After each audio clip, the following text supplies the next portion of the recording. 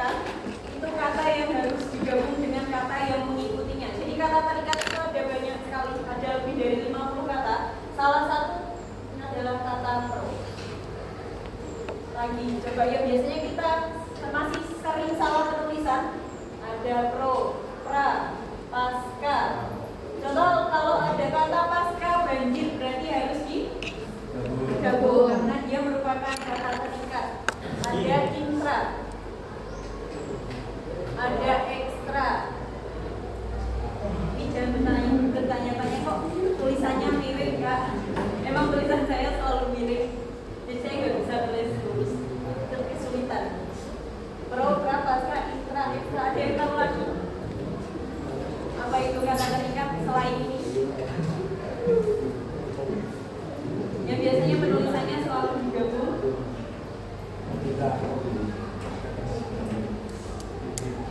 Apa sih kira-kira?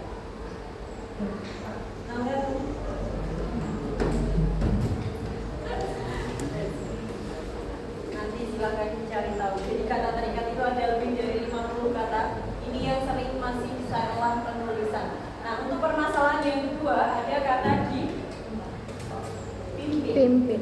Nah, di yang dipisah itu ketika menyatakan suatu tempat. Nah, kalau dia menyatakan kata kerja pasif,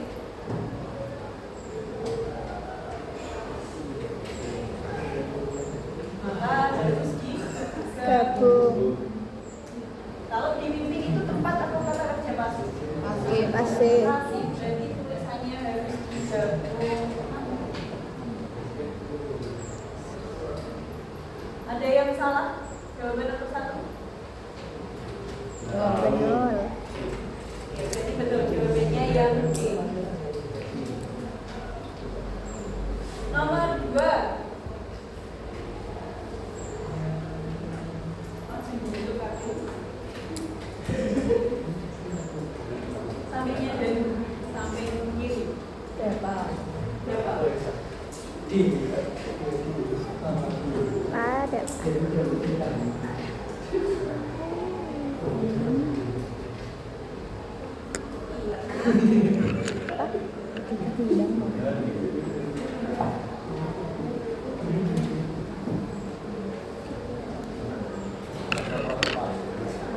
Karena kayaknya jawab bisa asbuni. Kenapa? Karena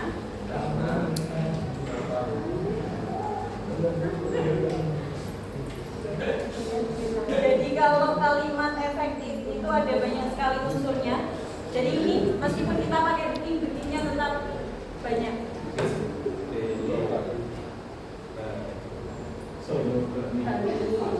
Ya betul.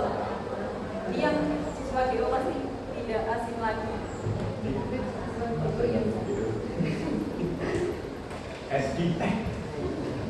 Maaf ya kalau nanti ada yang namanya Edi atau ayahnya, saya nggak sengaja.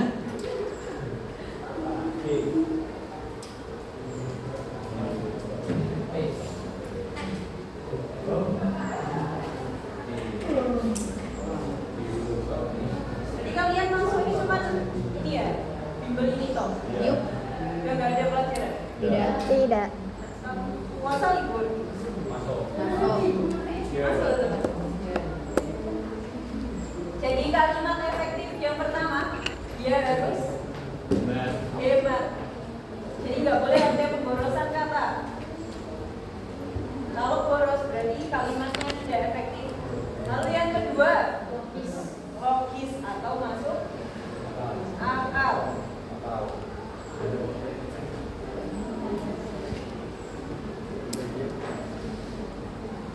Baku. Kalau baku berarti penulisannya harus sesuai dengan KBBI. Punya aplikasi KBBI? Tidak.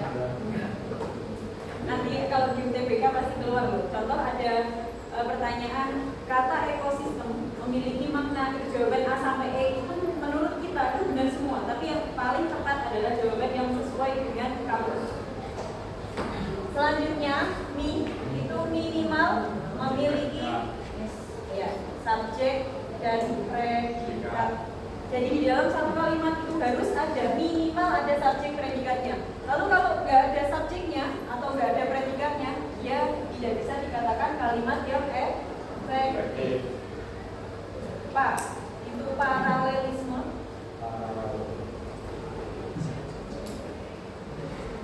Atau kesejajaran imbuhan. Jadi kalau di dalam kalimat perincian imbuhannya harus sama. Contoh, saya hari ini sudah menulis, merangkum dan simpulkan. Kira-kira kalimat itu sejajar atau tidak? Tidak. Seharusnya menyimpulkan. Jadi imbuhannya harus sama. Kalau dari awal berarti sampai akhir. Kalau kalimat perincian menggunakan imbuhan camat, kecermatan, bukan kecamatan ya, kecermatan. Maksudnya kecermatan itu dalam penggunaan ejaan maupun tanda bacanya. Jadi harus tepat. Kalau tulisannya ED, di pikiran kalian apa? EYD. Juga salah lagi. Sesuai EYD. Lalu ada yang terakhir, tanpa syarat, jadi satu, tanpa unsur asing dan bahasa daerah. Kalau memang ada unsur asing atau bahasa daerah di dalam kalimatnya, harus ditandai menggunakan. Kalau ada bahasa asing di kalimat, ditandai dengan apa? Grek.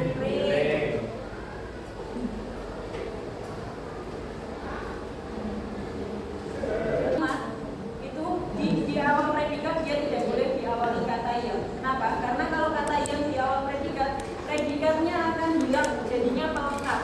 Ingat, di TBK itu bukan hanya ada subjek, predikat, objek, keterangan, tapi ada yang namanya pelengkap. Sifatnya sama seperti objek. Cuma ketika kalimatnya tidak bisa diubah menjadi kalimat pasif, yang kalian pikirnya tadi objek, yaitu namanya pelengkap. Nah, contohnya tadi, kalau kata yang di awal predikat, fungsi predikatnya hilang jadi pelengkap. Padahal kan kalau di kalimat efektif, minimal itu harus ada subjek dan predikat. Sudah paham? Jawabannya betul yang B. Nomor 3. Bapak, tunjuk. Tentukan kata yang tidak tepat terdapat pada kalimat A, menunjukkan kalimat 1. Harusnya bagaimana? Jawabannya mau bener kami, harusnya kenapa?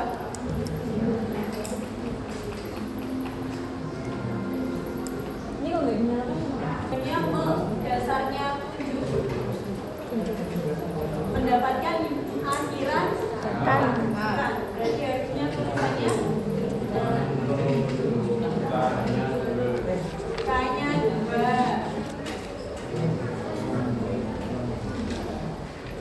Akhiran kan itu tidak perlu.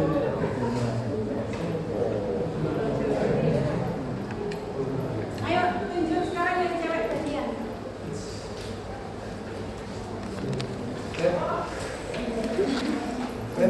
Enggak mau.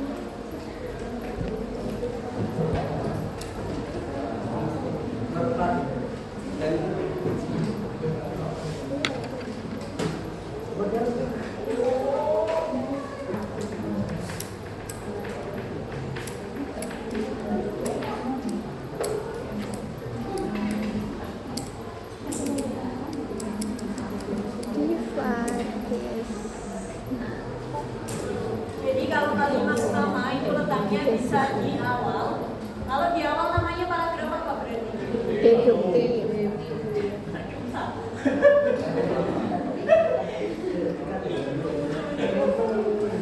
Ya benar deh, kalau di awal masih di satu namanya itu paragraf. Kalau kalimat utamanya terletak di akhir, induktif. Kalau campuran itu namanya variatif. Jadi deduktif, induktif, variatif. Desna itu deskriptif, naratif ada di keseluruhan paragraf. Tapi ini jarang karena yang paling sering kalimat utama itu kalau nggak di awal ya di akhir. Bagaimana kita tahu kalau itu letaknya di awal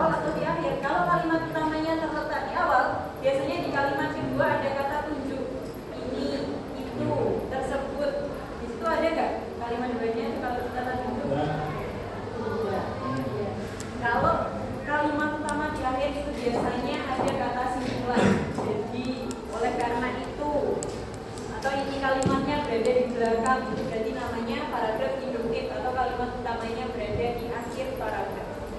Nah, jika di nomor 4 letaknya di mana?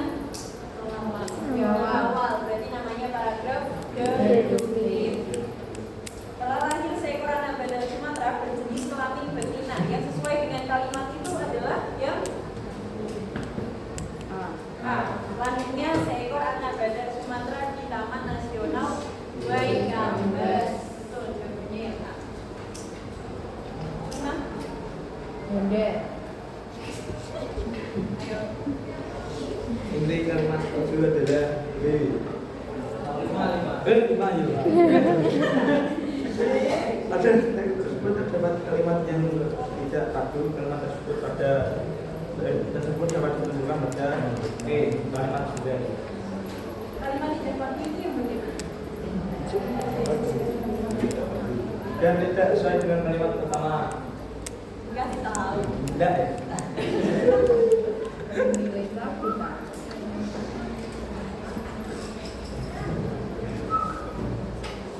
Jadi kalau kalimat tidak padu, betul tidak sesuai dengan gagasan utama. Namanya siapa tadi? Bunda. Iya, Benda. Coba kalimat utamanya tadi membahas tentang apa? Sudah dibahas di nomor 4. Telah lahir seekor anak badal Sumatera. Nah, kalau yang jawaban mau membahas apa?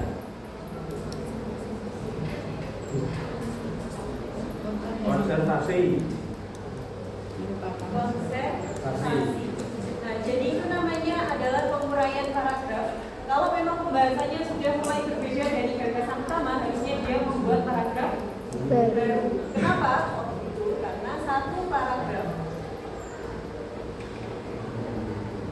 itu hanya boleh ada satu ide pokok. Jadi harus ada satu pembahasan saja, nggak boleh lebih. Kalau memang dia ingin membahas hal lain yang berbeda dari gagasan utama, harus membuat paragraf baru. Contohnya ini, kalau tadi kan membahas tentang lahirnya anak badak Sumatera di paragraf 1. Kalimat 9 itu sudah membahas tentang konservasi merupakan. Jadi harusnya dia turun jadi paragraf kedua. Jawabannya yang E.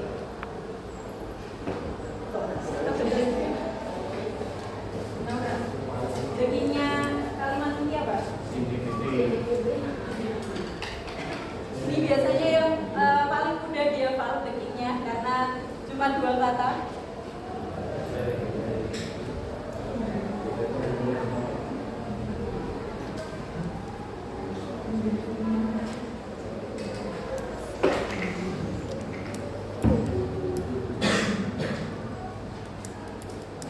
Jadi jangan panjang-panjang. Kalau inti kalimat itu hanya terdiri dari 2 unsur,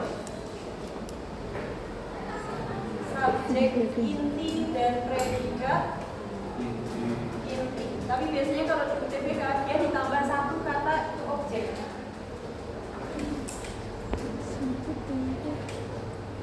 Subjek inti. Predikat yang Subjek inti di kalimat itu apa?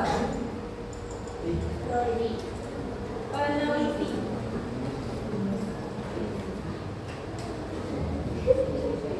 Predikat intinya mengunjungi.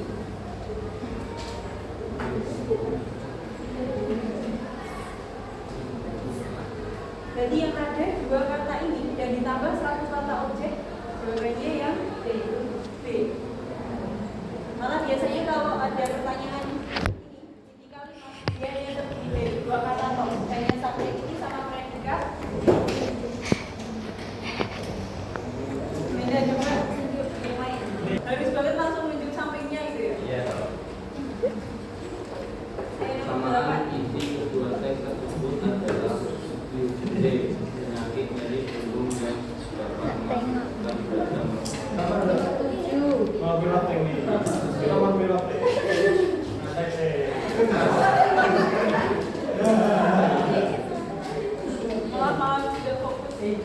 Kelemahan karakter tersebut adalah Oh, apa nulis apa? Terdapat tulisan yang tidak bagus. Emang apa? Kata apa? kata ekstrim. Kata ekstrim.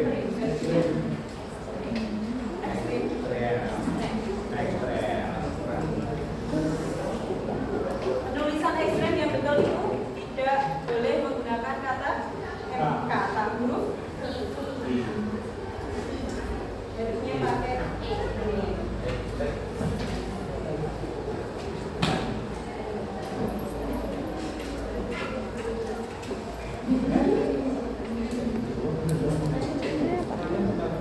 Jadi kata ekstrem itu tulisannya ekstrem.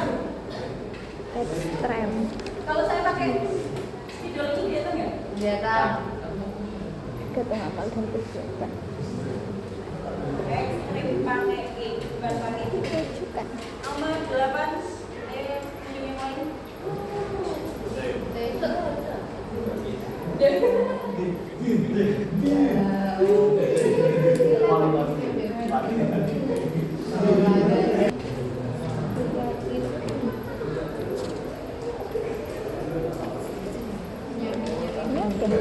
Baliknya sudah. Sudah. Aku belum nanti ya. Sama tuh. X2 juga jadi. Intinya, teksnya. Apakah tidak ada yang berbeda?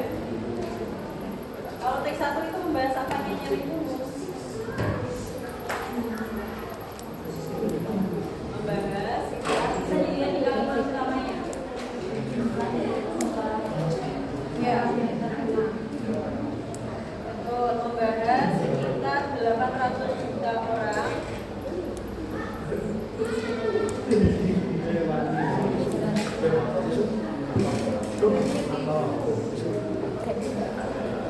Orang yang terkena dari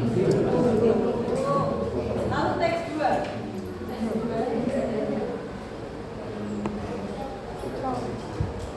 Apakah hanya gejala?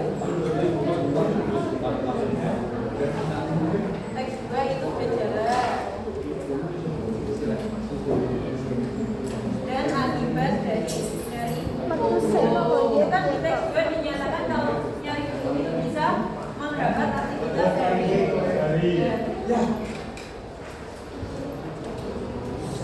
jadi persamaannya adalah kalau nyari hukum itu bagaimana tadi jawabannya? Penyakit nyari punggung yang dapat mengakibatkan beragam masalah kesehatan lain. Betul ya, Ya kak. Yo sabar tok. kameranya komputer tuh biar Hah? Koko sisan. Masih? Nanti lagi ya. Jadi kalau ada pertanyaan tentang kata tersebut, kata ini, kata itu merupakan kata rujukan. Mana kata rujukan itu kata yang merujuk ke kalimat Sebelumnya. Jadi kita fokusnya di kalimat sebelumnya yang dibahas itu apa? Nah di kalimat 1 itu kan membahas tentang 800 juta orang di seluruh dunia hidup dengan nyeri punggung pada tahun 2050. Berarti banyak orang akan, kata akan itu mewakili kata 2050 karena kan belum terjadi. Terus ada banyak orang itu mewakili 800 Rim. juta. Rim.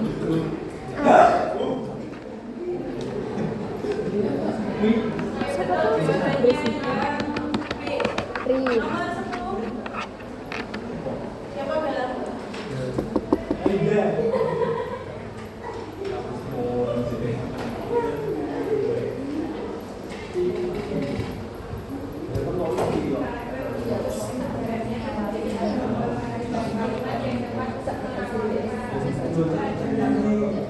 Kalimat 5. Kenapa kalimat 5? Itu gagasan utamanya membahas tentang apa?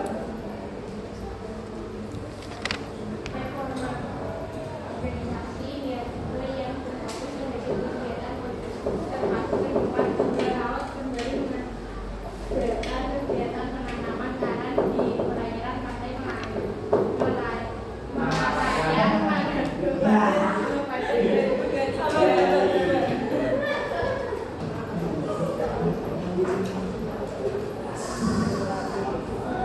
Jadi kalau penguraian paragraf kita harus mencari kalimat yang pembahasannya paling berbeda dari gagasan utama.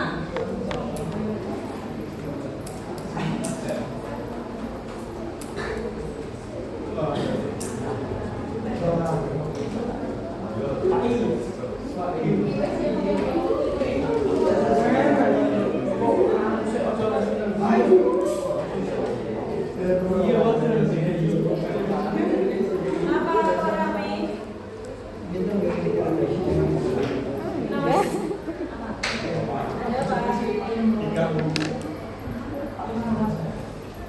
Jangan dipanggil.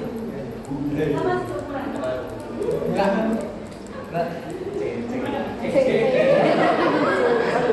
Nomor 5. Jadi kan satu paragraf satu presiden. Itu nyarinya harus yang pembahasannya paling berbeda dari gagasan utama. Nah, di kalimat 5 itu sudah membahas tentang PAR. Kalimat 6, 7 kan juga sama pembahasannya PAR. Jadi 6, 7 itu sudah anaknya dari kalimat 5 yang seharusnya dia membuat paragraf baru. Jawabannya yang Baru. jelas. Ya wes toh. Mau lihat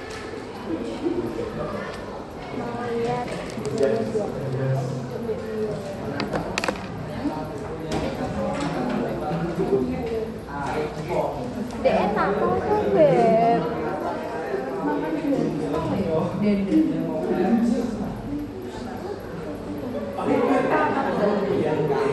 Kene kok kumulan bukan berarti guru-guru nek nyetno. Berarti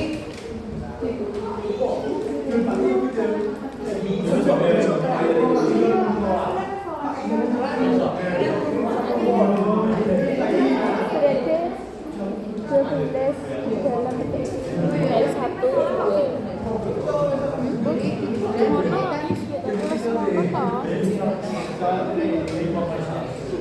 komen sih. Kan ibu gue bertanya. No comment. Yes. Understand.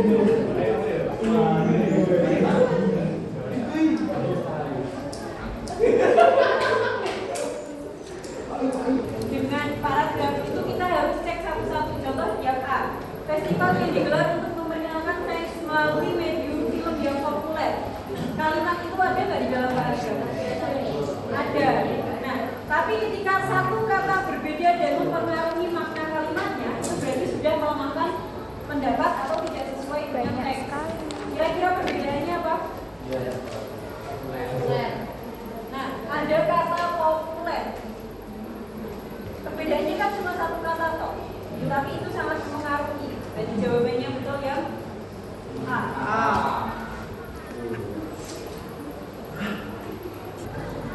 Dengan memberikan film dari berbagai kebelahan dunia dengan topik-topik ilmiah untuk penonton muda, kami harap dapat menumbuhkan kreativitas serta semangat pemuda bereksplorasi dan mencintai sains.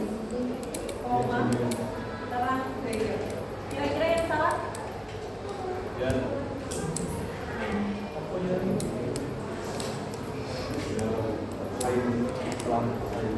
Setelah sains harusnya? Harusnya gak ada.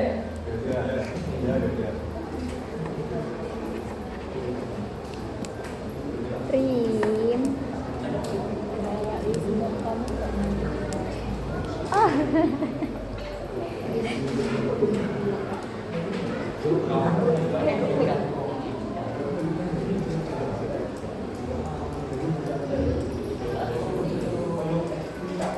Jadi kalau penulisan tanda koma di dalam kalimat langsung, tahu kan kalimat langsung? Jadi kalimat yang ada tanda petik kedua. Penggunaan tanda koma dalam kalimat langsung seharusnya berada sebelum tanda petik akhir.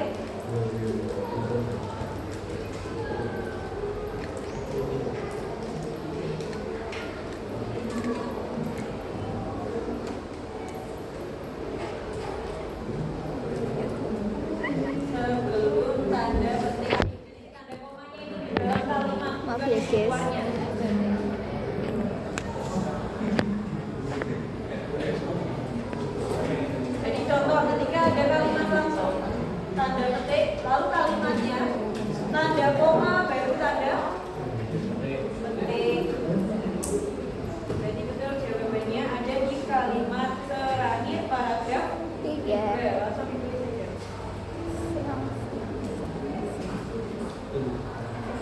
13 siapa deh? Baik. Tentukan unsur serapal yang tidak tepat terdapat pada kalimat C. Sepatu berat tinggi yang dimiliki kebanyakan pemakai perempuan ternyata pernah menjadi aksesoris penting bagi laki-laki selama beberapa generasi. Kata serapannya yang mana?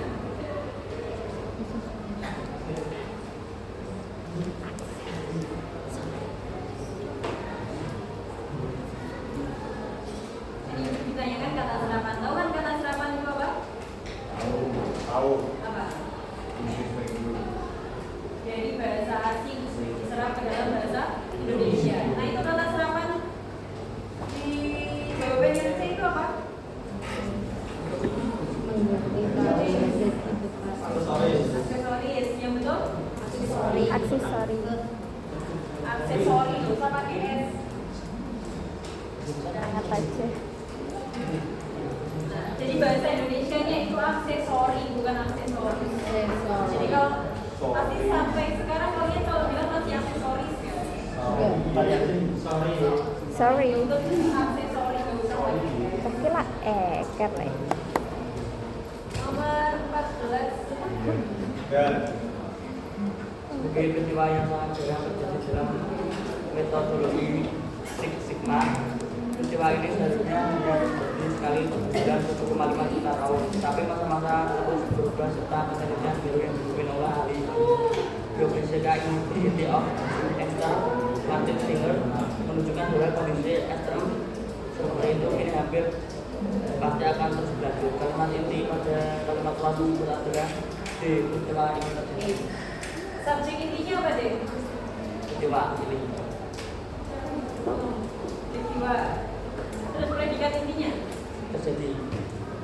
Ininya ikut siapa? Ikut subjek. Ikut subjek. Subjek inti itu peristiwa ini. Nah ini masih inti-inti. Inti. Predikatnya itu terjadi. Itu jawabannya yang 15. Mengganti tapi menjadi tetapi pada kalimat Kenapa kok tapi harus diganti tetapi? tidak bertemu. Karena kata tapi itu tidak Baku. 16.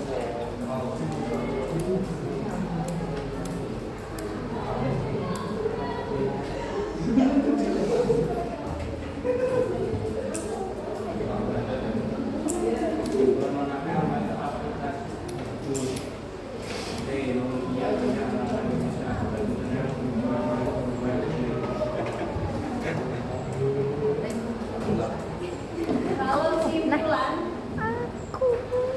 itu yang dicari adalah gagasan utama atau ide pokok ditambah dengan argumen.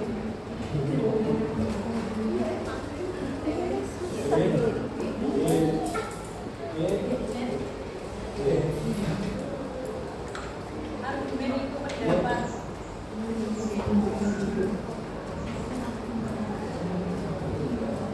Apa tadi jawabannya? C. Mengungsinya banyak anak-anak Indonesia akibat bencana yang berhubungan dengan perubahan iklim. Betul. Itu merupakan ide pokok ditambah dengan argumen. Nomor 17.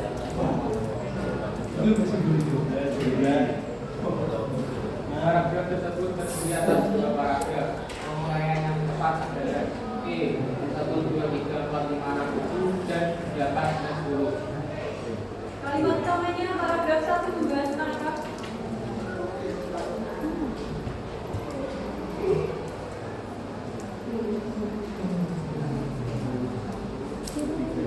Di jalur aktif mendorong ChatGPT. Kalau kalimat 8 Peluncuran ChatGPT. ya, itu jawabannya yang D. Masih sama seperti tadi. Nomor 10. Jadi satu paragraf satu ide pokok, langsung mencari kalimat yang pembahasannya sudah berbeda. Dapat tulis?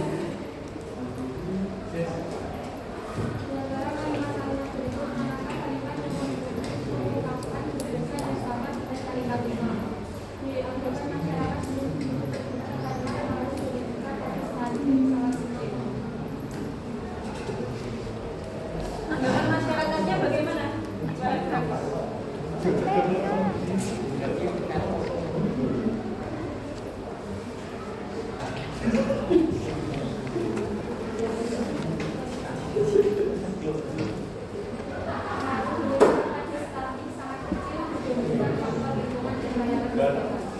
Ya, betul. Jadi kalau di paragraf itu dikatakan kalau masyarakat itu menganggap bahwa stunting sering dianggap sebagai faktor genetika. Nyatanya pengaruh genetika pada stunting sangat kecil. Tadi kan dikatakan kalau anggapan masyarakat belum begitu terbukti karena pengaruh genetika pada stunting itu sangat kecil. Untuk jawabannya yang B. Nomor 19. Kata ekosistem dalam teks tersebut bermakna C. Keanekaragaman suatu komunitas dan lingkungan. Nah, ini salah satu contoh yang kita harus menggunakan kamus. Jadi kata ekosistem menurut Kamus Besar Bahasa Indonesia itu dia merupakan keanekaragaman suatu komunitas dan lingkungan.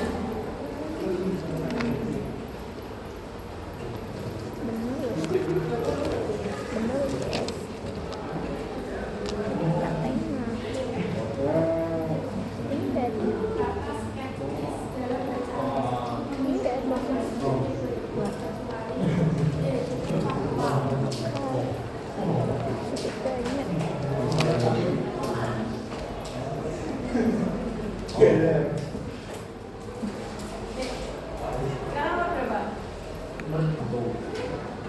Kenapa kok nggak skema? Kenapa kok tidak gambar? Kenapa kok tidak grafik ataupun diagram?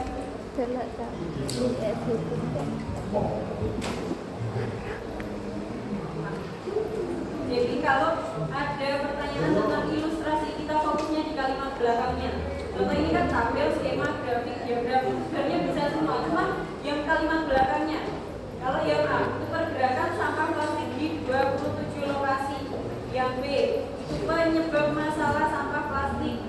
Yang C, proses terjadinya sampah plastik. Yang D, sampah plastik tiap tahun. Yang E, irisan setiap negara yang masuk pergerakan masalah sampah plastik. Nah, biasanya kalau di soal UTBK ketika pertanyaannya tentang ilustrasi itu kita fokusnya di paragraf yang terakhir. Nah, di paragraf terakhir atau paragraf 3 ini dia membahas tentang akumulasi sampah plastik di 27 lokasi di Seychelles dan Samudra Hindia Barat. Itu kata kunci di paragraf 3. Dari A, B, C, D, E yang terdapat kata kunci itu ya.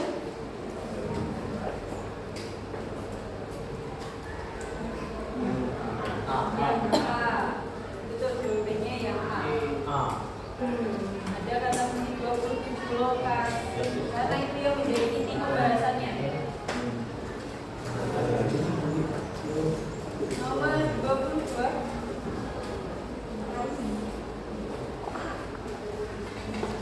Kalimat novel dibaca kakak terdapat dituliskan dengan D.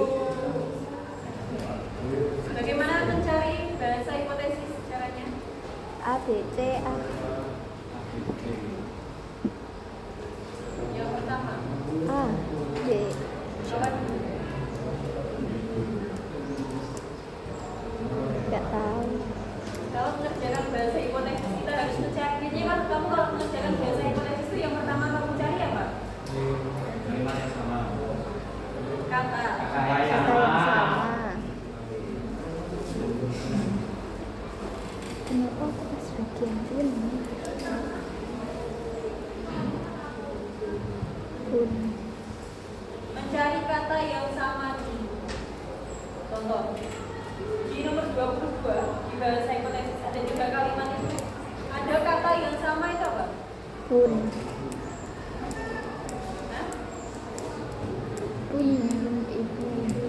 Tidak ada yang sama persis ya? Enggak. Cuma ada membeli sama membaca. Jadi biasanya kalau kata kerja itu cuma ibunya saja yang juga. Belum Jadi kata kerja di bahasa hipotesis itu mirip. Jadi kalimat pertama dan kedua yang memiliki kemiripan itu kata apa? Ya. Membeli sama membaca. Ya. Di bahasa hipotesisnya yang beda. Jadi kan ada kaki verb itu kalau di kalimat satu. Di kalimat dua ada DI verb. Berarti yang kaki verb itu membeli. Kalau yang DI verb itu Membaca. Itu kata yang sama. Setelah itu kita harus mengidentifikasi pola penukaran. Karena kalau bahasa hipotesis itu pasti ditukar karena jarang kalau yang tetap.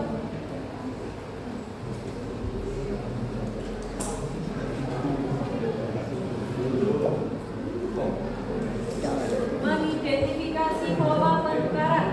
Contoh kita tadi sudah tahu bahasa hipotesis membeli dan membaca. Nah, kalau membeli sama membaca itu kan polanya B karena dia berada di tengah, ya kan? Ya. Nah, sekarang bahasa hipotesisnya, otaknya gimana? A, B. Yang ini dulu, yang membeli dulu. Membeli itu kan polanya B. Kalau di bahasa hipotesis letaknya dia di mana? Gol. Di awal, tengah, atau di akhir? Tengah. Di akhir. Jadi letaknya kan Masa di akhir? Oh. sekarang A, B atau B, A, C atau C, A? B. Ini enak loh karena masih ada satu pautnya. Contoh kalau ibu itu kan berasal dari kata bunda. Terus boneka itu kan bahasa Inggrisnya doll. Doll. Berarti bisa dilihat kalau boneka itu kan C. Dollnya itu dia kata kedua. Berarti C-nya di sini. Berarti ini A. A, C, B.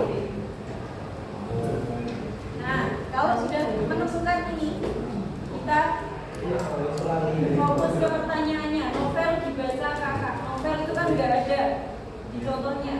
Berarti dicari yang nggak ada di situ. Rom. Rom. Tadi A tetap yang romnya di depan. Ada A, B sama D. Sekarang yang C. C-nya itu kakak. Kalau ibu tadi bun, kalau ayah itu ya, kalau kakak berarti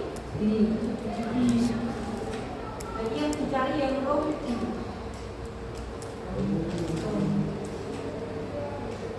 Rom.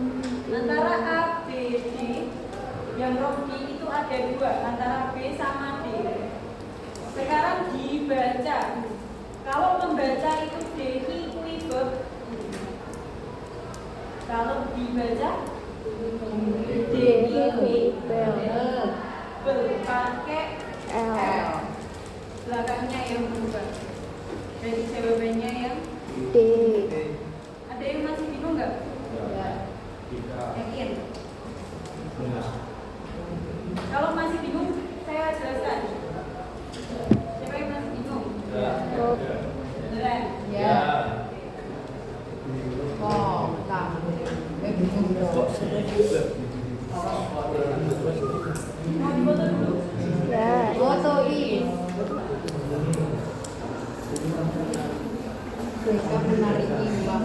Jadi kalau pertanyaannya tentang tujuan penulis, kita harus tahu teksnya. Jenis teksnya itu apa?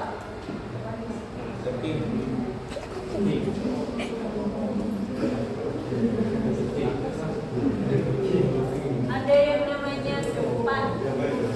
Dari jenis teks itu ada 5.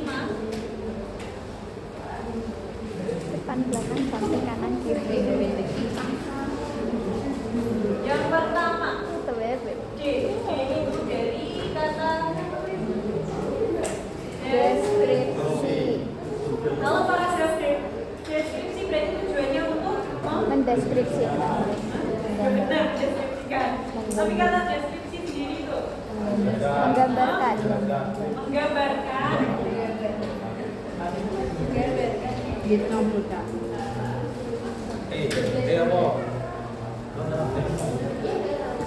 Untuk menggambarkan. Lalu yang kedua itu eksposisi. Allah. Yang paling banyak. Jadi eksposisi itu memaparkan, menjelaskan. P apa P? P apa? Pintar. Apa P ya? Paragraf. Menginformasikan. Puisi. P. P.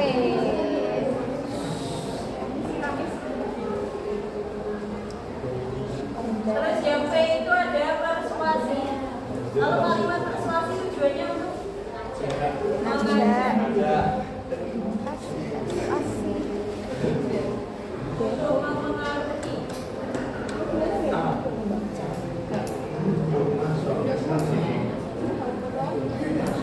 Yang K itu argumentasi.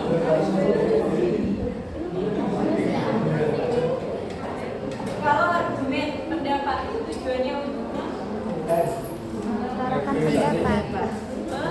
meyakinkan. Meyakinkan pembaca. Terus yang terakhir N itu narasi. Kalau narasi tujuannya untuk apa? Narasi itu kan cerita.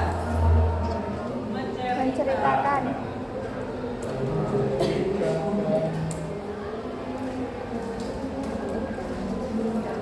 Silakan lihat paragraf di soal nomor 23 itu jenisnya apa? Deskripsi, eksposisi, persuasi, argumentasi, atau narasi? Base peneliti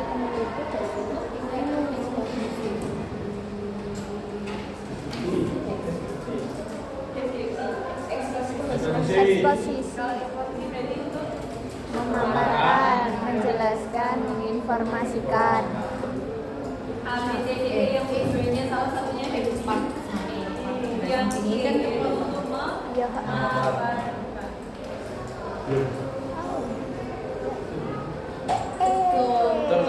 Benul.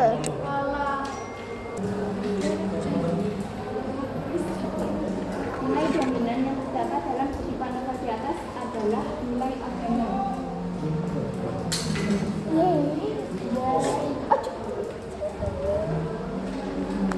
Duwe kanca seru.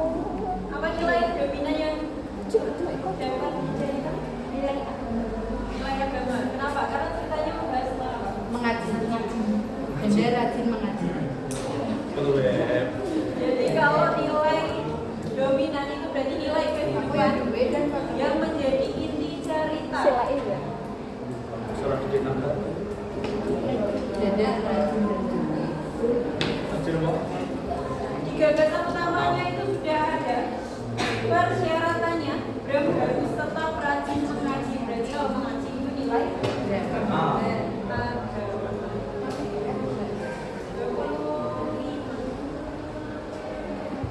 Revolusi. Kata-kata revolusi sesuai dengan KBBI, revolusi maknanya apa? Perubahan. Perubahan zaman. Perubahan keadaan. 26. Dana. Nanti.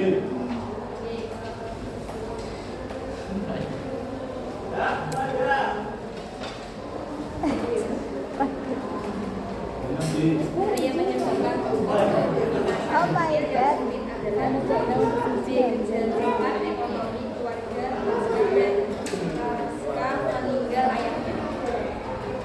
Ya, itu ada di paragraf berapa? Jawaban itu ada di paragraf 1. Kelas berapa? Pertama.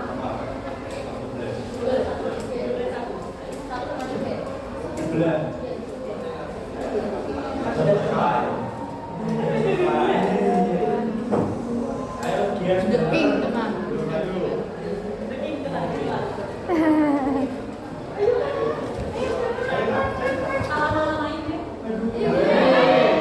Jangan kak. Barang berapa kemudian dari orang yang seorang barang gue. Kalian dari sini udah jam berapa teman? Astagfirullah.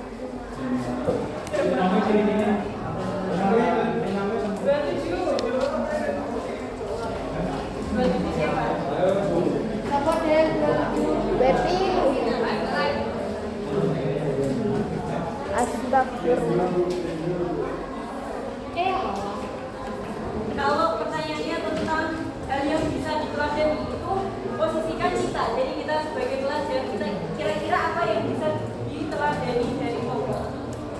D. Memiliki kebiasaan menulis dan menjadi bagian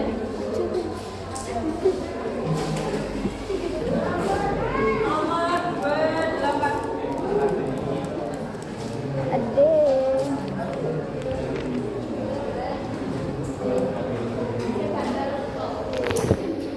Kak, foto dulu kak.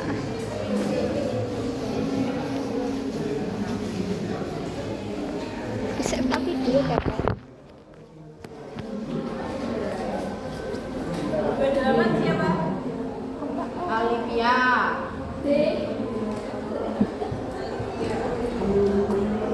Kelemahan paragraf kedua dari yang dijamin dalam paragrafnya adalah dan D. Alasan mengapa pemerintah membatasi jumlah keluarga. 29.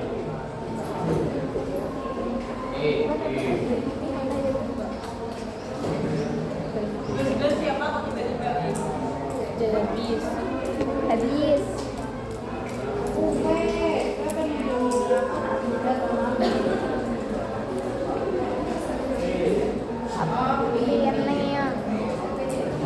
Api ini Jadi kalau tugas 9 itu yang memuat tentang pendapat yang menilai sesuatu. Di kalimat 6 ada kata protes ini justru membuat citra kurang baik. Itu kan merupakan suatu pendapat yang berisi penilaian. Iyo. Sama 30. A. Bagaimana cara mencari ringkasan? Kalimat Sohdan Garutan. Ini muat deh aku deh. Mas kenapa sampai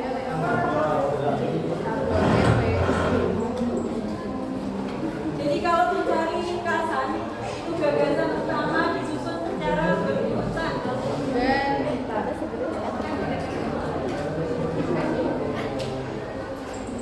Sabar kak, sabar. Apa jawabannya? Ya. Verdi Dora. 31. Pas.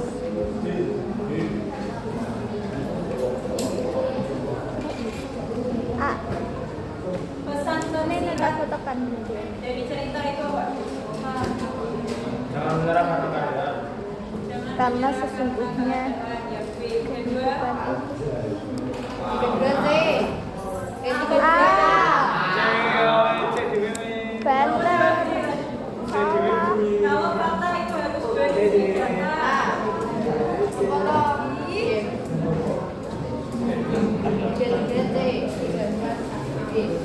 Sabar deh. C. 34B. Kok malah aku sih yang jawabannya? 33, 34, 35, 33, CB.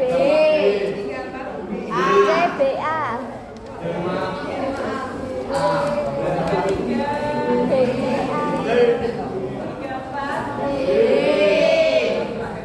Padahal itu ada yang salah apa beda?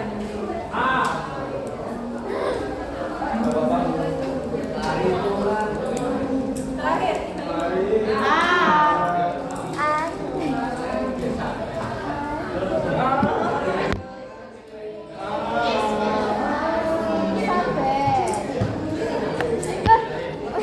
Kurang maju. Nanti kalau